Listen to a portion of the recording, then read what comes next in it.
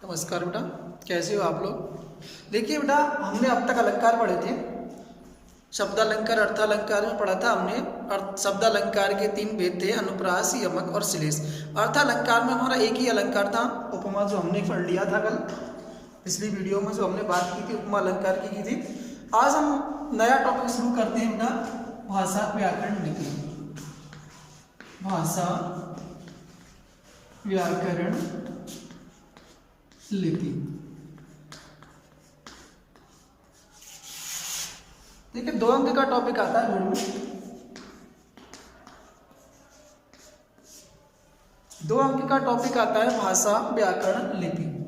देखो भाषा क्या होती है, भाषा किसे कहते हैं, भाषा के कितने रूप होते हैं। देखो मनुष्य के सामाजिक प्राणी है, मनुष्य समाज में रहता है। उसको अपने विचारों को प्रकट करने के लिए कोई ना कोई माध्यम की आवश्यकता होती है। वह किस माध्यम से अपने भावों को प्रकट कर रहा है, अपने मन के विचारों को, भावों को उसको किसी के सामने प्रकट करना होता है। तो मनुष्य जो है क्योंकि सामाजिक प्राणी है, तो उसके मन में जो भाव उत्पन्न होते हैं, जो विचार उत्पन्न होते हैं, और उन विचारों को और उन भावों को वह दूसरों के सामने प्रकट करना चाहता है। तो अपने भावों विचारों को दूसरों के सामने जिस माध्यम से प्रकट करना चाहता है वही क्या कहलाती है, हमारी भाषा कहलाती है।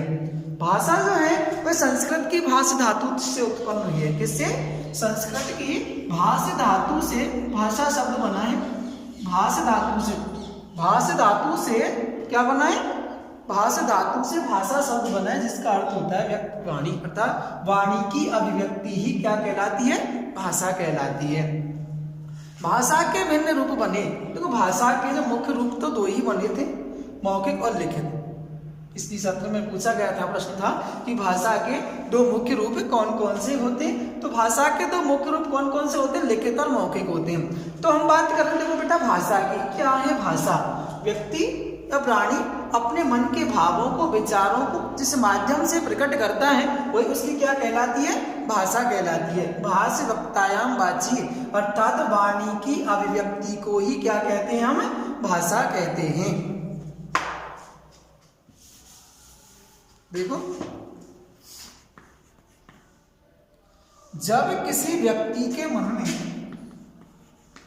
जब किसी व्यक्ति के मन में भाव या विचार, जब किसी व्यक्ति के मन में भाव या विचार उत्पन्न होते हैं, उत्पन्न होते हैं, तो वह उन्हें जिस माध्यम से प्रकट करता है, जिस माध्यम से प्रकट करता है या अभिव्यक्त करता है, उसे भाषा कहते हैं, उसे भाषा कहते हैं। मनुष्य के द्वारा अपने मन के भावों को, विचारों को प्रकट करने का माध्यम ही क्या कहलाती है, भाषा कहलाती है। या आप ऐसे कह सकते हो, अथवा, आप अथवा लगा करके ये भी कह सकते हो, प्राणियों द्वारा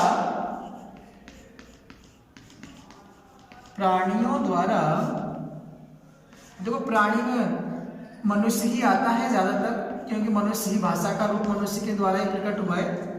प्राणियों या मनुष्य द्वारा मौखिक, प्राणियों द्वारा मौखिक, लिखित, प्राणियों द्वारा मौखिक, लिखित या सांकेतिक रूप से अपने विचार प्रकट करने का, मौखिक, लिखित या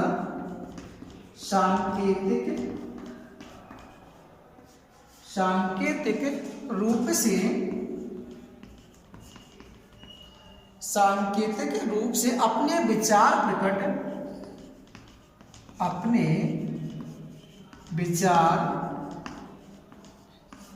करने का माध्यम विचार प्रकट करने का माध्यम भाषा कहलाता है।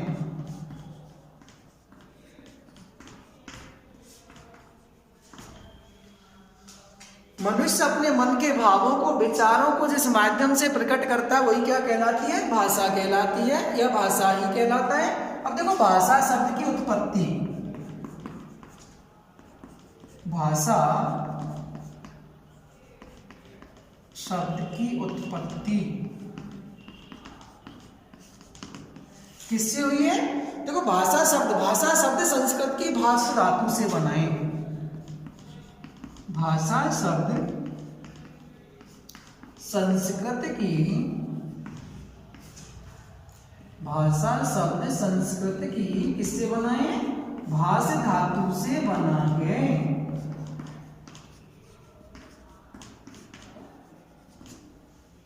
भाषा शब्द संस्कृत की भाष धातु से बना है, जिसका अर्थ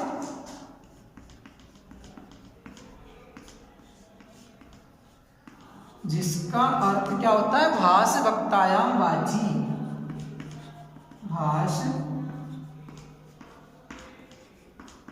वक्तायाम वाची, अर्थात वाणी की अभिव्यक्ति ही क्या कहलाती है? भाषा कहलाती है। वाणी की अभिव्यक्ति को ही, वाणी की अभिव्यक्ति को ही भाषा कहते हैं।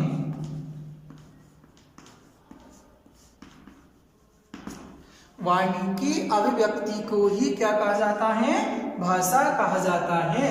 देखो जब किसी व्यक्ति के मन में भाव या विचार उत्पन्न होते हैं तो वह उन्हें जिस माध्यम से प्रकट करता है उसे क्या कहते हैं? भाषा कहते हैं। अथवा प्राणियों द्वारा मौखिक, लिखित या सांकेतिक रूप से अपने विचार प्रकट करने का माध्यम भाषा कहलाता है। अब भाषा की उत्पत्ति किससे हुई है? भाषा शब्द संस्कृत की भाष धातु से बना है, जिसका अर्थ होता है भाष वक्तायाम वाची, अर्थात वाणी की अभिव्यक्ति को ही क्या कहा जाता है? भाषा कहते हैं। अब देखो आगे हम चर्चा करते हैं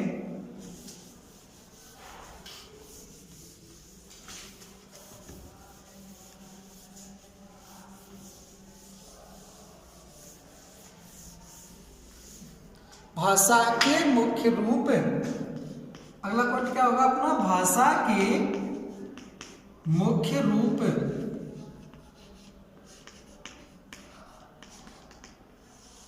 भाषा के मुख्य रूप। अब देखो भाषा के जो मुख्य रूप तो दो ही माने गए हैं, लिखित और मौखिक।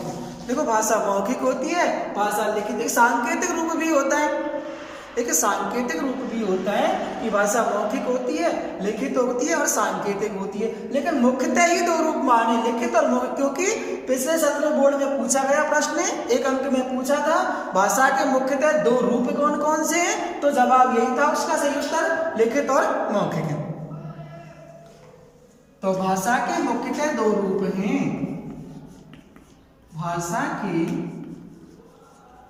मुख्यतः दो रूप हैं।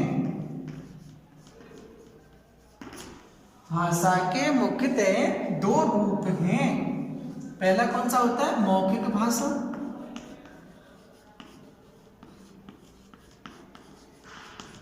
पहला रूप कौन सा है? मौखिक भाषा। और दूसरा लिखित भाषा।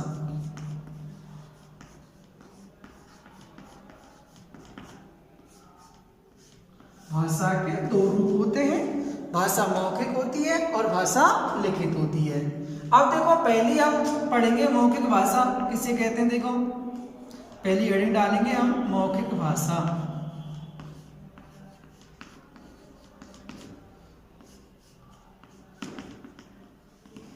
मौखिक भाषा। अब देखो मौखिक भाषा किसे कहते हैं? जब कोई प्राणी, अब प्राणी में देखो मनुष्य मानो आप, जब कोई प्राणी में किसको मानेंगे? अधिकतर हम मनुष्य को ही मानिए आप। जब कोई प्राणी अपने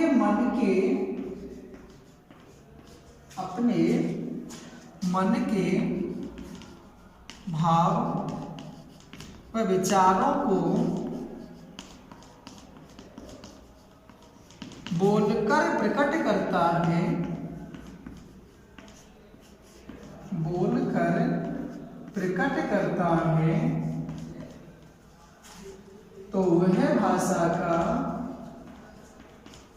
तो वह भाषा का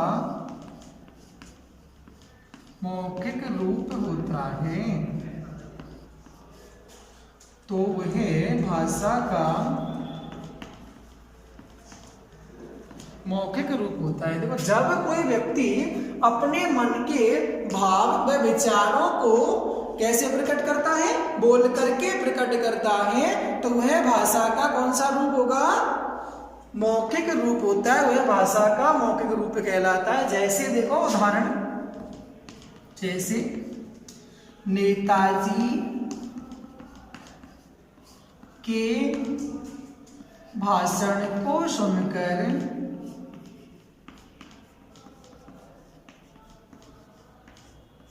जनता प्रसन्न हो उठी,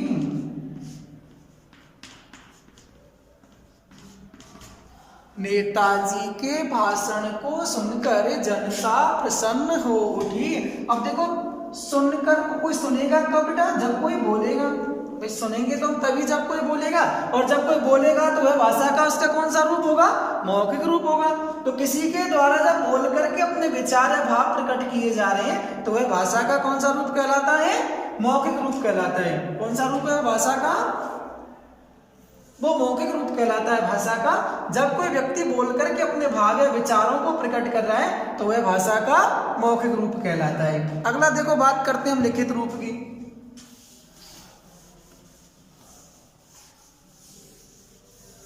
लिखित रूप,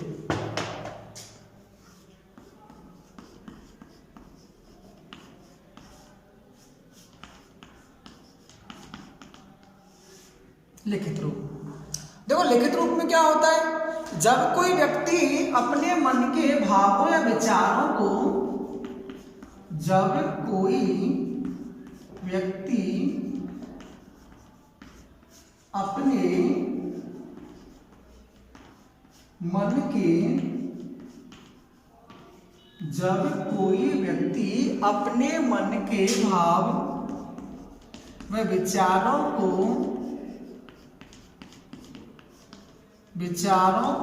लिखकर प्रकट करता है,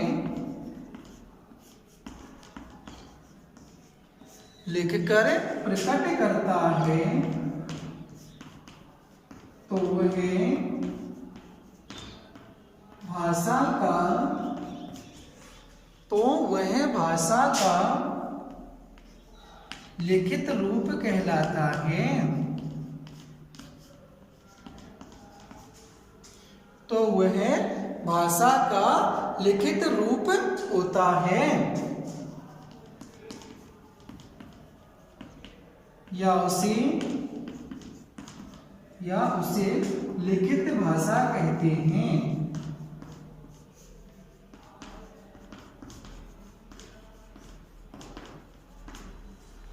जब कोई व्यक्ति अपने मन के भावों विचारों को कैसे प्रकट करता है, लिख करके प्रकट करता है, बोल करके नहीं, कैसे प्रकट करता है, लिख करके प्रकट करता है, तो वह भाषा का कौन सा रूप होगा, लिखित रूप होगा। jैसे देखो,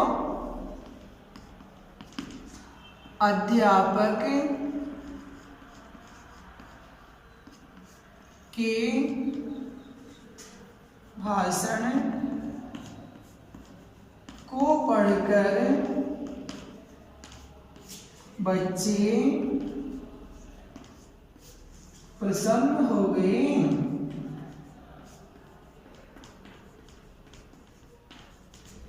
अध्यापक के भाषण को पढ़कर बच्चे प्रसन्न हो गए।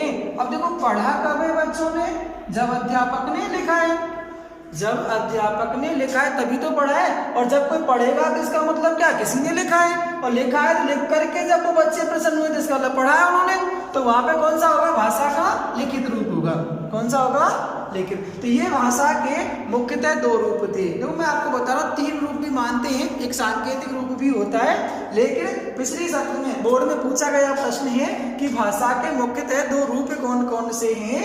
तो दो रूपों में माना गया था, भाषा का मौखिक रूप और भाषा का लिखित रूप। अब देखो, जब व्यक्ति अपने मन के भाव या विचारों को बोल करके प्रकट करता है तो वह भाषा का मौखिक रूप होता है। जब व्यक्ति अपने मन के भाव विचारों को बोल करके प्रकट करता है तो वह भाषा का मौखिक रूप कहलाता है। और जब व्यक्ति अपने मन के भाव विचारों को बोल करके प्रकट ना करके लिख करके प्रकट करता है तो वह भाषा का लिखित रूप कहलाता है। अब देखो, मौखिक भाषा लिखित भाषा में अंतर क्या होता है? जो मुख्य प्रश्न बन के आता है अपने सामने वो ये आता है कि भाषा, लिखित भाषा और मौखिक भाषा में अंतर क्या होता है, दोनों में अंतर क्या होता है लिखित भाषा में और मौखिक भाषा में। तो देखो, इसकी चर्चा हम कल करेंगे भैया। आज यहीं पे इस टॉपिक को छोड़ते हैं। कल आपको भाषा के लिखित भाषा और मौखिक भाषा में अंतर क्या होता है इस पर चर्चा करेंगे। और भी आगे इस अध्याय में इस टॉपिक में बहुत ज्यादा चर्चा करेंगे हम आगे, तो आप कल जुड़े रहना, आगे चर्चा करेंगे फिर इसकी कल।